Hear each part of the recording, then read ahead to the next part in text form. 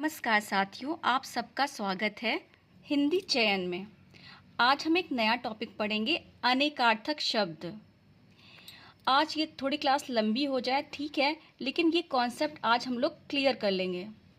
अनेकार्थक शब्द, अनेक अर्थ वाला शब्द, यानी वो शब्द जिसका अनेक अर्थ निकलता है। यहाँ पर देखते हैं हम लोग, लिखा हुआ है तार।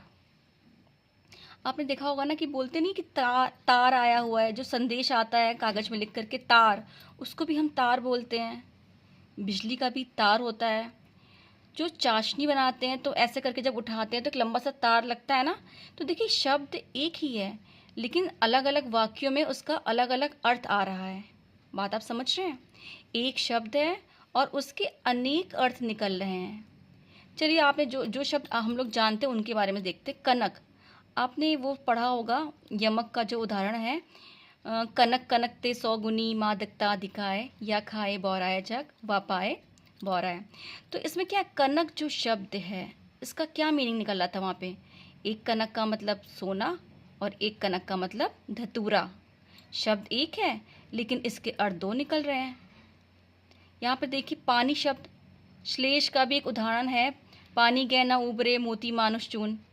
तो वहाँ पर देखिए, पानी शब्द है लेकिन उसके 3 अर्थ निकल रहे थे। एक तो मतलब क्या, पानी का मतलब इज्जत से होता है ना, लोग बोलते नहीं पानी पानी हो गए हैं।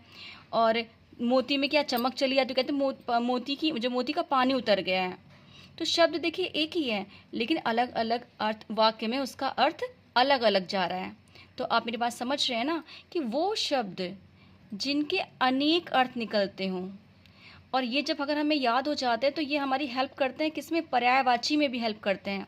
जैसे हमने यहाँ पर ये हरि शब्द लिया है, जब हमें ये मालूम होगा कि हरि शब्द किन किन का पर्यायवाची हो सकता है तो हमें बहुत हेल्प मिलेगी एग्ज़ाम में।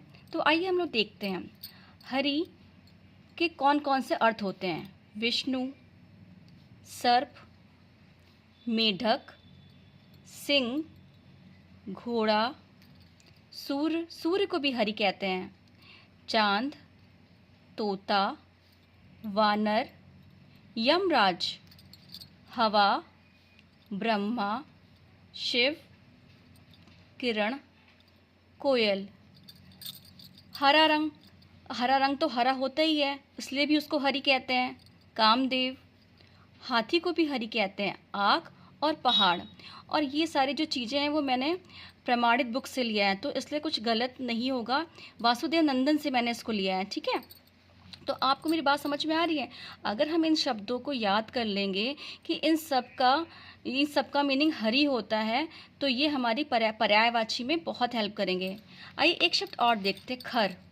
जैसे खर शब्द है तो खर का मतलब दुष्ट भी होता है और खर का मतलब गधा भी होता है।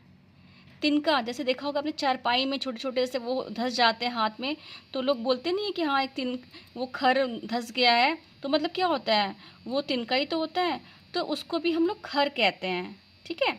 और एक राक्षस का नाम भी खर है।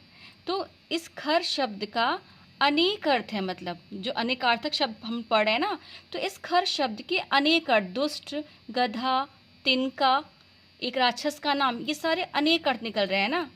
तो अनेकार्थक शब्द का आपको कॉन्सेप्ट समझ में आ रहा है कि वे शब्द जिसके अनेक अर्थ होते हैं वो कहलाते हैं अनेकार्थक शब्द।